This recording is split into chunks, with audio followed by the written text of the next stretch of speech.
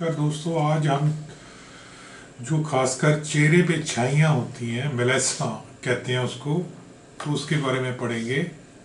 मेलेस्मा या छाइयाँ बेसिकली क्या है, इसको समझना पड़ेगा आपको कि हमारी स्किन में पिगमेंटेशन होती है, कि हमारे जो स्किन में सेल्स होते हैं तो उनमें मेलानिन होती है। मेलानिन एक पिगमेंट है, जितना ज़्यादा मेलानिन बनेगा उतना ज़्यादा रंग काला होगा और जितना कम होगा सफ़ेद होगा।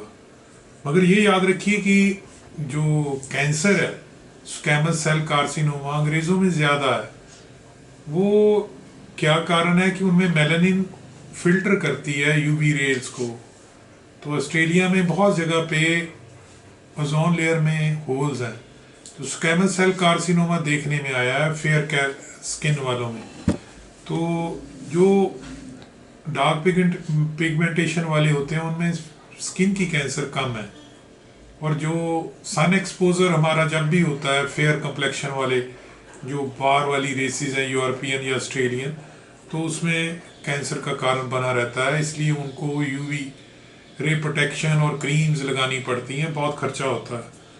तो मेलेनोसाइट्स या मेलानिन बनाने वाले सेल जितने ज़्यादा होंगे उतना रंग गहरा होता जाएगा, और जितना कम होगा उतना बंदा फेयर कम्प्लेक्शन होगा। मगर ध्यान रखिए, सनलाइट का एक्सपोजर होगा तो मेलानिन प्रोडक्शन ज़्यादा होगी, यूवी रेस। अगर ड्रग्स लेते हैं, कॉन्ट्रासेप्टिव पिल्स लेते हैं तो भी ज़्यादा होगा। कुछ लड़कियों में पिगमेंटेशन होती है ठुड्डी पे, चिन पे, फोरहेड पे या नाक पे, तो उसको मैंडिबुलर या मेलर या फोरहेड फ्रंटल वाला कहते हैं। पिगमेंटेशन से वो घबरा जाती हैं आंखों के नीचे या फोरहेड पे। वो बेसिकली हार्मोन्स की वजह से होती है कि उनमें हार्मोन्स, सेक्सुअल हार्मोन्स में वेरिएशन आ रही है, कम ज़्यादा हो रहे हैं। यानी कि ऑक्सीटोसिन, एस्ट्रोजन, प्रोजेस्टेरॉन ये कम होते हैं।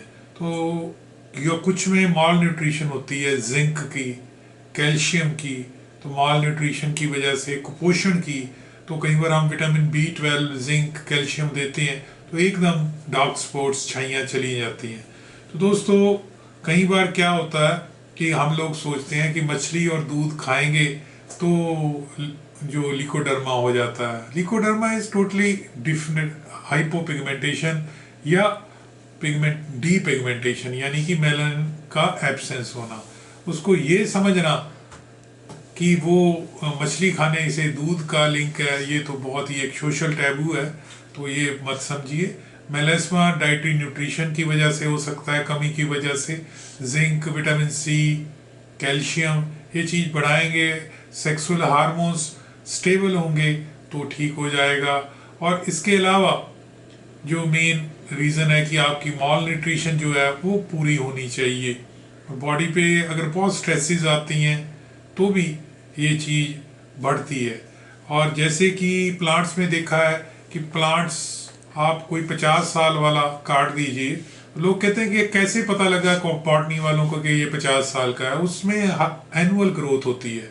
एनुअल ग्रोथ का मतलब है कि हर साल उसमें एक स्प्रिंग वुड होगी, एक ऑटम वुड होगी। जितने ज़्यादा रिंग होंगे उससे अंदाज़ा हो जाता है कि वो कितनी पुरानी है।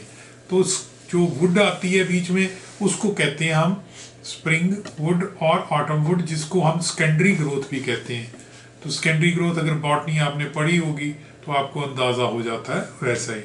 तो दोस्तों, अच्छा लगा तो लाइक करना, सब्सक्राइब करना और शेयर करना। बहुत ही जल्दी हम लाइपोमा ब्रेस्ट में, खासकर लड़कियां डरती हैं कि कैंसर ना हो, मगर वो लाइपोमा कैंसर नहीं होता, बिनाइन होता है, फैटी डिपॉजिट की वजह से होता है। उसके बारे में बहुत सारे हमारे को कमेंट्स आ रहे हैं, नेक्स्ट वीडियो में देंगे।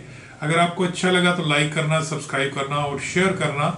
तो चेहरे की छाइयाँ में बहुत अच्छे ट्रीटमेंट इलेक्ट्रोहोम्योपैथी में भी हैं, होम्योपैथी में भी हैं, और मॉडर्न सिस्टम मेडिसिन भी कुछ हद तक इसके ऊपर जाती है। मगर जितना इलेक्ट्रोहोम्योपैथी होम्योपैथी में है उतना मेलेस्मा में एलोपैथी इतना नहीं कर पाती, डाइटरी डेफिशिएंसी के अलावा। दोस्तों, अच्छा लगा तो लाइक करना, सब्सक्राइब करना और शेयर करना हमारा चैनल। धन्यवाद।